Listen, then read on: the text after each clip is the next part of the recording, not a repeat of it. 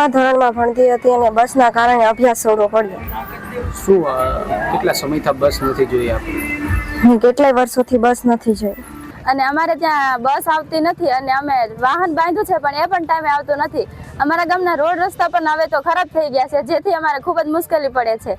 અને અમે અમારા ગામમાં કેટલાય વર્ષોથી બસ જોઈએ જ નથી. અમારી સાથે કેટલાય વિદ્યાર્થીઓ ભણતા જેને વાહનનો પ્રોબ્લેમ એના ઘરેથી ભણવાનું બંધ કરાવી દીધું છે. તો સરકારને અમે એ જ માંગણી કરશું કે અમારા ગામમાં પણ બસ આવે, જેથી અમારી સાથે ભણતા વિદ્યાર્થીઓ પણ ફરીથી અભ્યાસ કરી શકે.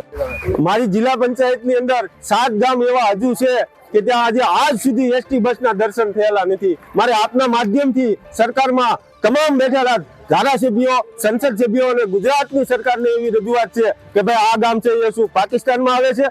આ ગામડાઓની ખેડૂત છે, આ ગામની જનતાઓ છે એ મહા મહેનતે પરસેવો પાડી કપાસ પકાવે છે, મગફળી પકાવે છે, સોયાબીન પકાવે છે અને 1 લાખના બિલમાં 5000 રૂપિયાનો સરકારને છે ટેક્સ ભરે છે. તો આ જનતાને પ્રાથમિક સુવિધાઓ છે એ મળવી જોઈએ, તો એની જગ્યાએ છે બસની સુવિધાઓ નથી.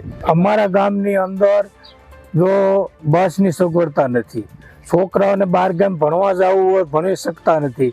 અને એ બાળકો એવા હોશિયાર છે કે જેને તમે ન પૂછો વાત. કલેક્ટર બની જાય, મોટા ડોક્ટર બની જાય અને પોલીસ બને, તલાટી મંત્રી બને, ગામનો મોટો આગેવાન બને, મોટો સરપંચ થઈને ગામનો વિકાસ કરીએ કે એવા છોકરા અત્યારે અમારે ભણતર છોડીને ખેતીમાં લાગી ગયા છે. એસટીની સગવડતા નથી.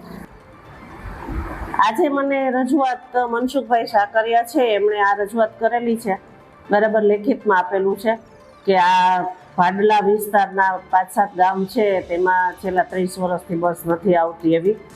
તો એ રજૂઆતને ધ્યાને લઈ અને અમે આ આગામી શેડ્યુલ વિસ્તરણ કરશું, એમાં સમાવેશ કરવાનો પ્રયત્ન કરશું. આ રજૂઆત છે હું રાજકોટ વિભાગીય કચેરી ખાતે મોકલી આપીશ ને ત્યાંથી અમારા ઓફિસરો જે છે એ આ શેડ્યુલનો જે સમાવેશ કરી દેશે એટલે અમે બસ ચાલુ કરી દઈશું.